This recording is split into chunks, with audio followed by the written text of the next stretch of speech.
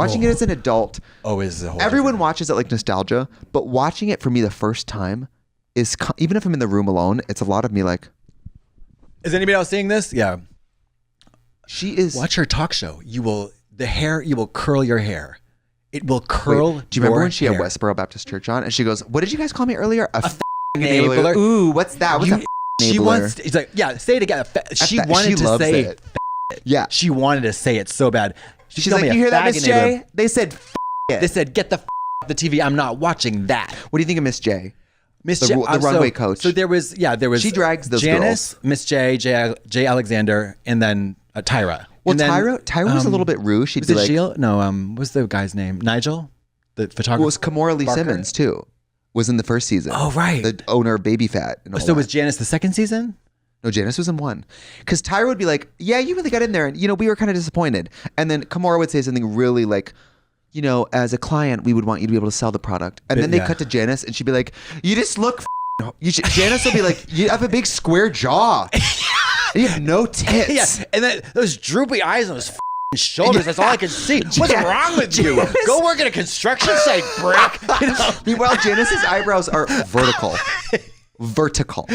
And Janice is, of course, gorgeous. Yeah. Gorgeous. The original Even in her supermodel. I'm just gonna say, Caitlyn this Jenner, is not bad to her. Yeah. Even in her heavy-handed 2000s plastic surgery. Yeah. She still is gorgiana. Yeah.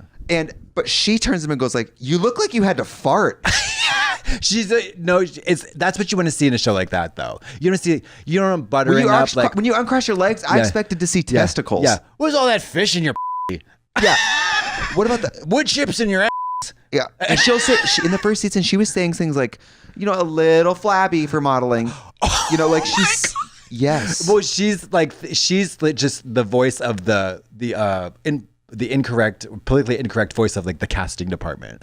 But how are we going to have a discussion about bodies and faces and modeling without critiquing bodies and faces? Right. So I don't actually think that show by nature is meant to cross some lines when it comes to commenting on people's bodies. And it's an indictment of the industry, right? Because they're like, these are the rules, this is what's established, and we're not necessarily looking at why or challenging it, but that's the way it is, and that's kind of tough shit. But yes, it's like, it wasn't unlike the opening of Triangle of Sadness when that guy's at that casting call. It's worse. That was, Triangle of Sadness was actually kind of tame. Yeah. Janice your son. No matter how gorgeous, I don't know if I could be the type of person where like, no, because you could say, by the way, this drag, and I'd be like, yeah, you could say a lot of that's drag. Yeah.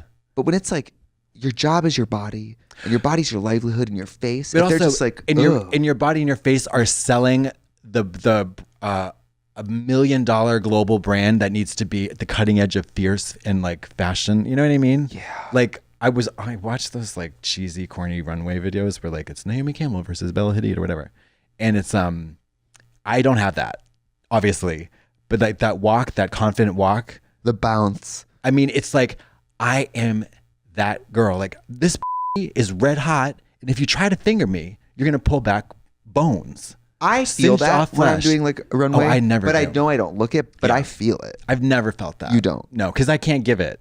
I give lobster who's been like declawed and let out of the tank to go live a sedentary life and dies on the way back to the ocean.